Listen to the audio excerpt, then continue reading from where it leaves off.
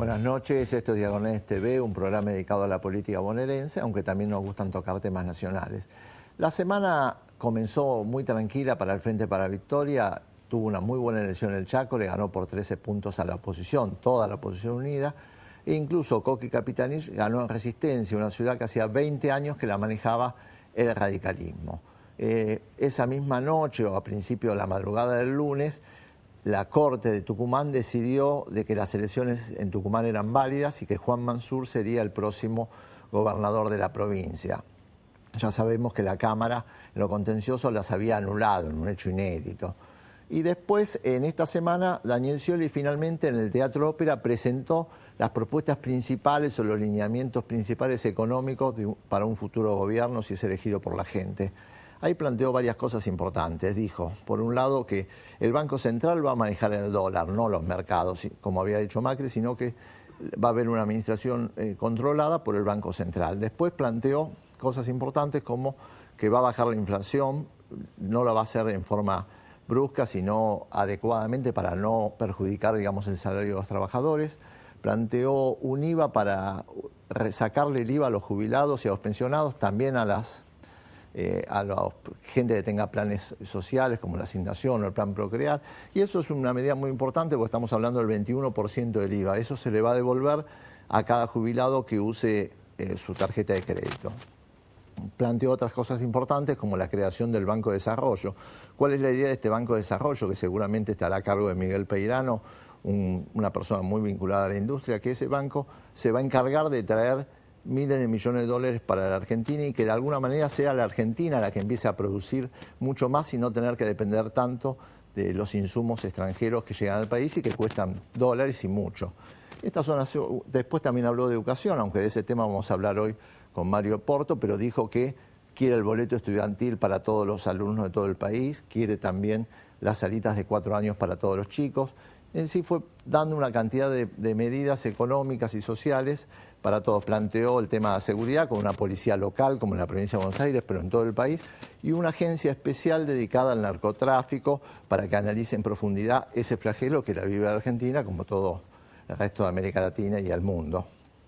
Un tema antes de ir a los invitados que me interesaba volver a reflexionar es esto que leímos a partir del fallo de la Cámara en lo contencioso de Tucumán, de que los pobres no pueden votar o que los pobres están condicionados por el clientelismo o por una bolsa de comida y eso. Primero, habría que plantear qué es el clientelismo. Bueno, es lo mismo una bolsa de comida el día de elección o la ayuda social que se da a través de asignación, a través de los colchones, de chapas durante todo el año a la gente que más lo necesita. Porque si no, mañana vamos a tener un planteo de que como la gente tiene una asignación universal o tiene un plan X, no puede votar. Eso es retrotraernos como 100 años en la historia de Argentina. Y el peronismo conoce algo de esto de las proscripciones, o quién puede votar o quién no puede votar, porque entre 1955 y 1973 el peronismo no podía votar. No solamente no podía votar, sino que no podía ni cantar la marcha, ni nombrarlo a Perón, ni a Eva Perón. Sabemos que son las proscripciones. Entonces, cuando uno lee en algunos medios concentrados de que los pobres como que no tendrían los mismos derechos para votar que las clases altas, la verdad que preocupa y es un gran retroceso para la democracia. Esperemos que se diluya en el tiempo y que no se siga hablando de ese tema. Bueno, como decíamos, hoy vamos a estar con Mario Porto, vamos a hablar de educación, un tema que por ahí no le interesa, o no es que no le interesa a gente, pero que no va demasiado a los canales de televisión porque dicen que no produce rating. Vamos a hablar de las propuestas de educación del futuro gobierno de Daniel Scioli si es elegido por la gente, y también después, como ya es costumbre en este programa, vamos a estar con dos intendentes, uno de San Cayetano y otro de Roque Pérez, uno del Cambiemos y otro del Frente para Victoria, para hablar de alguna manera de sus problemas, de sus realidades y también de las elecciones, porque faltan muy pocos días. Vamos a una pequeña pausa y ya estamos con los invitados.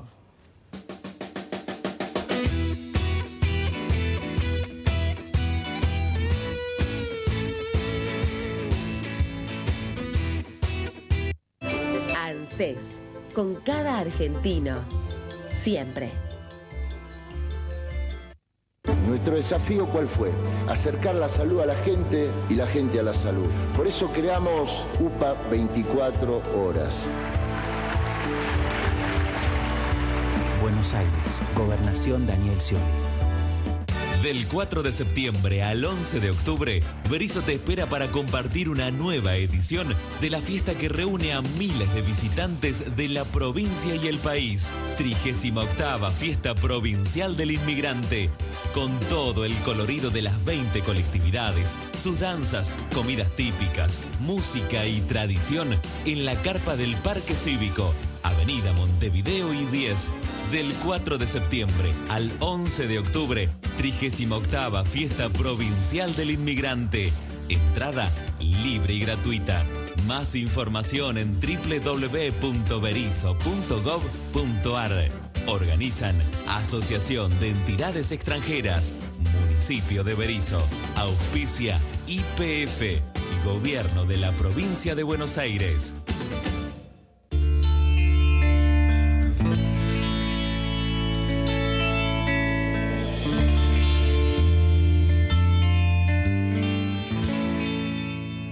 Bueno, como decíamos en la introducción, nos visita el diputado nacional Mario Porto, una de las personas cercanas al gobernador Daniel Scioli y conocedor del tema de educación. Fuiste ministro además también de Daniel Scioli. Vos, Daniel Filmus, son las personas que por lo menos uno cuando quiere hablar de educación los consulta. Y lo primero sería, ¿qué es lo que propone Daniel Scioli hacia futuro? ¿Qué es lo que necesita? Se ha hecho mucho en estos años, pero ¿qué es lo que vamos hacia, cuál sería la agenda de desarrollo hacia la educación que está planteando el gobernador en tus charlas, ¿no? Sí. Bueno, gracias Alfredo por invitarme. Nosotros estamos trabajando en un equipo amplio con Filmus, con el rector de la UMED, que es Nicolás Trota, y nuestras propuestas en general, digo, que discutimos con Scioli y que conduce Scioli, por supuesto, este área también, están vinculadas a preparar a un pueblo, a una población para el desarrollo. Digo, él el otro día en el Teatro Ópera presentó una agenda de desarrollo. Que tocó unos temas de educación. Que tocó unos temas de educación, pero realmente esa agenda de desarrollo estaba muy vinculada a la población como objeto del desarrollo, ¿no? O sea, el desarrollo para el bienestar del pueblo. Y creo que ahora nosotros el lunes vamos en la Facultad de Medicina de la Universidad de Buenos Aires a presentar el programa educativo. Yo diría que es la agenda de la población ya no como objeto del desarrollo, sino la población como sujeto del desarrollo, como protagonista del desarrollo. No hay desarrollo sin un pueblo preparado y no basta una élite preparada. Lo que basta es el conjunto del pueblo preparado para que el desarrollo no esté vinculado a un boom económico, sino a un hecho sistémico de competitividad.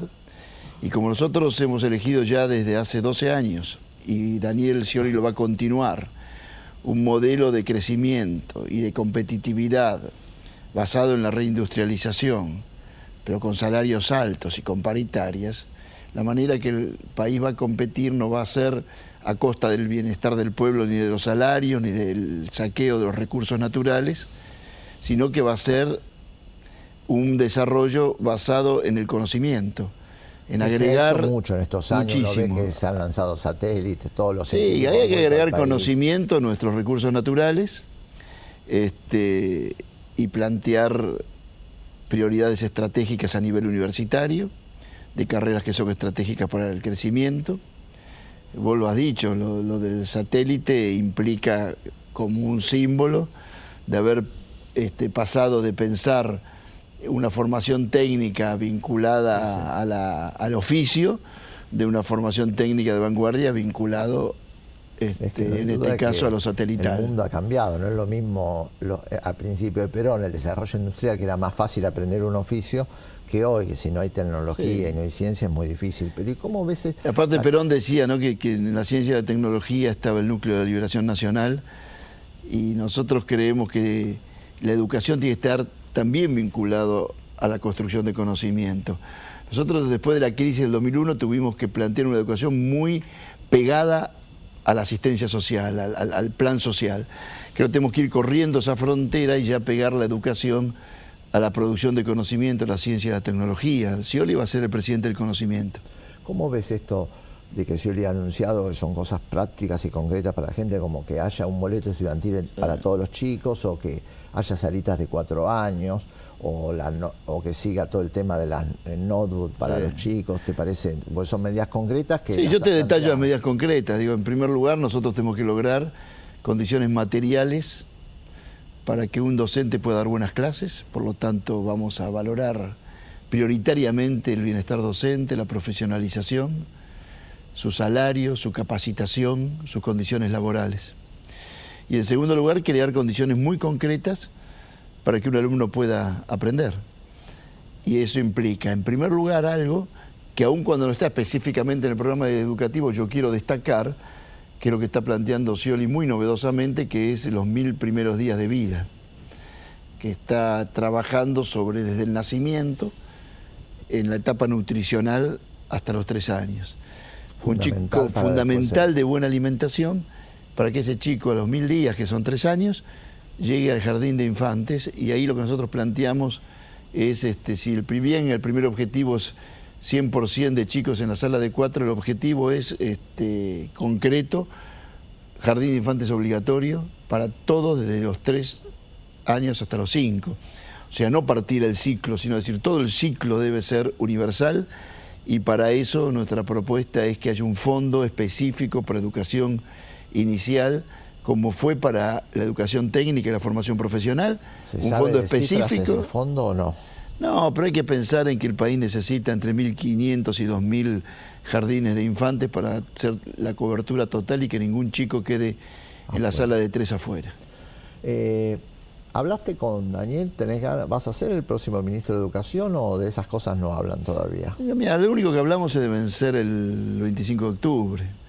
Creo que no hay otro objetivo más prioritario y además colectivo, que es el del triunfo del 25 de octubre. Los demás son, primero de todo, decisiones del gobernador, que va a ser presidente de la nación y que va a tener que armar sus equipos, y él marca la estrategia, ¿no? O sea, uno delega la estrategia en el presidente, por lo tanto, él va a saber en qué lugar va a estar mejor cada persona. Y en segundo lugar, creo que los proyectos individuales son muy subalternos al triunfo de octubre. Vos sos, además de un hombre de la política, sos historiador. Sí. ¿Cómo has visto toda esta lectura que yo un poco contaba en la introducción, de que de golpe empecemos a hablar de un voto calificado, que si sos pobre no tenés los mismos derechos que si sos rico? No es como un retroceso antes de Irigoyen, ¿no? Es preocupante, ¿no?, en la Argentina, que mucha gente, entre comillas, intelectuales y eso, hablan en los medios con una liviandad de ese tema, ¿no? Sí, lo que pasa es que el sector de la concentración económica en la Argentina, tanto empresarial como mediática, y cuyos exponentes políticos son Macri y Massa hoy, realmente son pre-ley Sáenz Peña.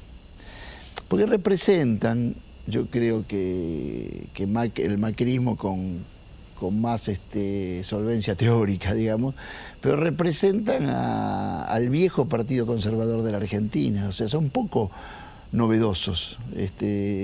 La verdad que hay poco de nuevo allí, sino que hay mucho de una tradición que aparte me parece que es saludable para la democracia, que es un partido conservador dentro del juego democrático, no dentro del juego golpista, sino dentro del juego democrático, que tiene una visión de la Argentina que fue la visión de la Argentina de la república con representación restringida, lo que llamó la república oligárquica, una república con representación restringida.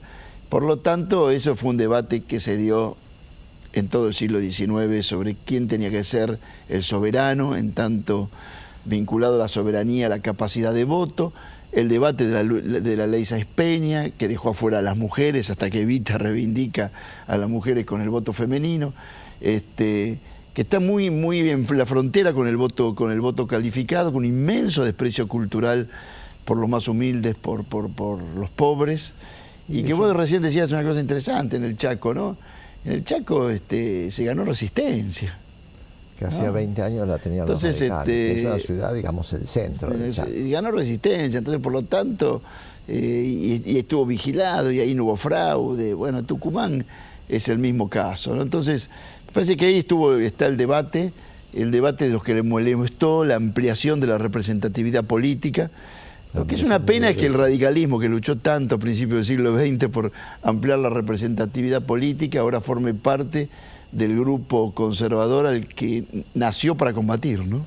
Bueno, yo mientras te escuchaba me acordaba que hace 20 años atrás Domingo Cavallo decía en los años 90 que las provincias del norte eran inviables, o sea que en lo posible, si hubiera podido, las hubiera sacado de la República Argentina, porque quería que no tenían posibilidades, cosas que uno ve ahora, la cantidad de obras, de infraestructura que se ha hecho, porque si hay obras seguramente son viables. Son ¿no? viables, pero mira, aquí ahí está la diferencia de dos proyectos de país. Nosotros creemos en un país que siga la tradición del federalismo argentino y que ponga eje en la unidad nacional, en donde la solidaridad esté fundamental para compensar los desequilibrios regionales, y pensamos en una nación más amplia, que es el continente sudamericano, en donde creemos que sin unidad no hay futuro para esta región, y por lo tanto tenemos una concepción integracionista.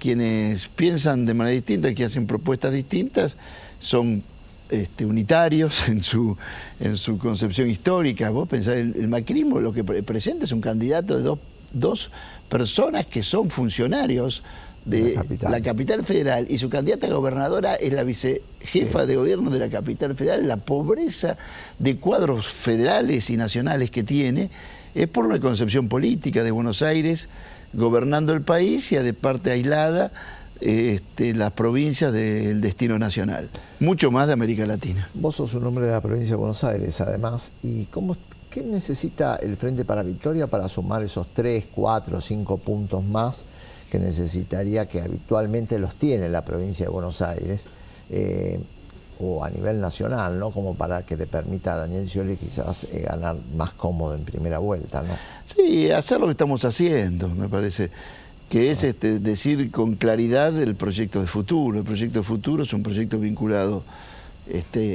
a mantener el pleno empleo y combatir la desocupación, seguir trabajando en el empleo digno, en el empleo decente, combatiendo el trabajo en negro, pero una economía que pone el empleo por encima de cualquier otra variable, y el consumo y el desarrollo nacional. Y por lo tanto, cuando uno defiende los productos nacionales, está defendiendo a los trabajadores.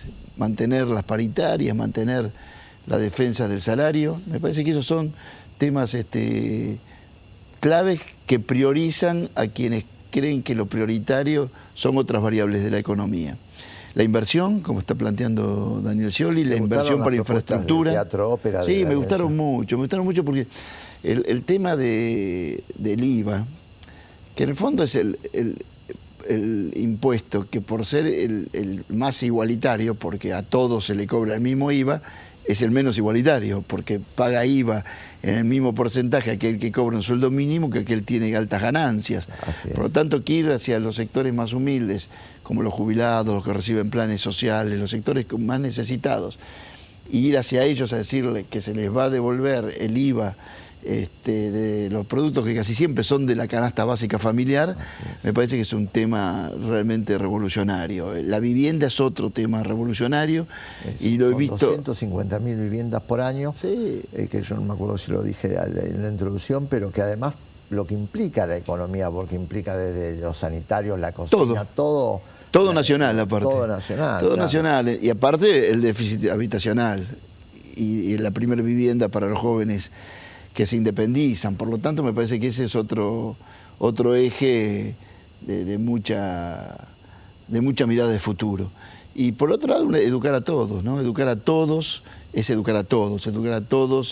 con aprendizaje, basado en el conocimiento, sabiendo que este país necesita técnicos, necesita científicos, necesita investigadores, necesita artistas, necesita pensadores, y que buenos profesionales, y que eso se logra si uno busca a todos ellos, a los investigadores, a los profesionales y a los buenos técnicos, en el conjunto del pueblo, no en una élite que pueda educarse haciendo un cuaternario en el extranjero, sino en el conjunto del pueblo, Nosotros queremos educar a todos, todos los días, de todo el año, con continuidad, evaluando, pero evaluando todos los días, no evaluando para hacer ranking. Un buen docente evalúa todos los días. Un buen director evalúa en forma permanente a sus docentes. Y un buen gobierno evalúa el sistema, cómo funciona, y nosotros creemos que hay que evaluar. Bueno, estamos llegando al final, ha sido un gusto hablar, es bueno hablar de educación, porque uno cuando hace encuestas y le preguntan a los padres, todos se preocupan, obviamente, y con razón, de la educación que van a tener sus hijos, pero está bueno también que en la televisión se hable de eso, que es un hecho prioritario, ¿no? Sí, para la gente. Y además, Alfredo, el plan educativo está en la ley, una ley que va a cumplir 10 años y que realmente fue consensuada por el conjunto de los representantes del pueblo.